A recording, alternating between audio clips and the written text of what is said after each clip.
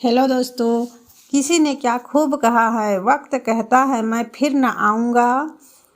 वक्त कहता है मैं फिर न आऊँगा, क्या पता मैं तुझे हंसाऊँगा या फिर रुलाऊँगा।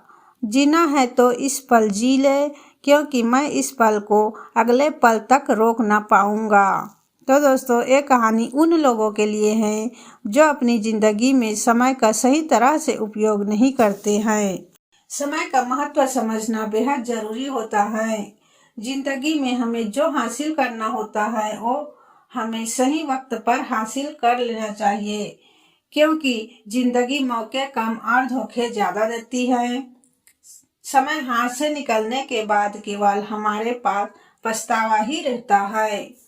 जब तक उस गुजरे समय पर हम पछताते हैं, तब भी हमारा समय ही गुजर रहा होता है। एक दिन की बात है, स्वामी विवेकानंद नदी के किनारे बोट का इंतजार कर रहे थे। तब वहां पर उनके पास एक साधु आकर बैठ गए।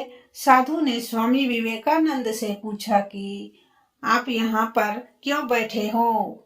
स्वामी विवेकानंद ने कहा कि मैं यहाँ पर बोट का इंतजार कर रहा हूँ। फिर साधु ने पूछा, आपका नाम क्या है। विवेकानंद ने कहा कि मैं विवेकानंद हूँ। यह सुनकर साधु चौंक गए और कहने लगे कि आप सच में वो महान विवेकानंद है। वही है। विवेकानंद ने कहा कि हाँ, मैं वही स्वामी विवेकानंद हूँ। साधु ने विवेकानंद से कहा कि तो फिर आप यहाँ पर क्यों बैठे हो। और इतना कहते ही साधु पानी पर चलने लगे। साधु ने पानी पर चलते हुए स्वामी विवेकानंद से कहा कि देखो, मैं पानी पर चल सकता हूँ, क्या आप नहीं चल सकते हो।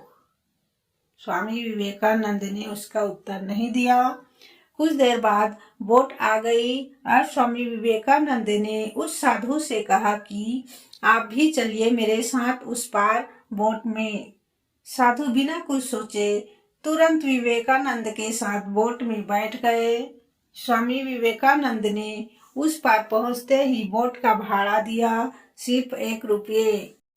विवेकानंद ने बड़े ही विनम्र भाव से साधु से पूछा कि आपने ये अद्भुत विद्या प्राप्त करने में कितना समय गुजार लिया। साधु ने कहा कि मैंने ये विद्या प्राप्त करने में 15 साल व्यतीत किए हैं, तब जाके मुझे ये विद्या प्राप्त हुई।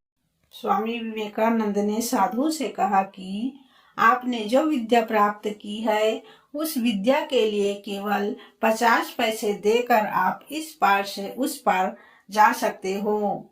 यानी केवल 50 पैसे के लिए आपने अपने 15 साल बिगाड़ दिए।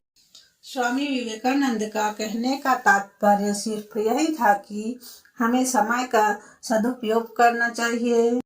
हमें इस तरह के बेकार के कामों में अपना समय नहीं बिगाड़ना चाहिए।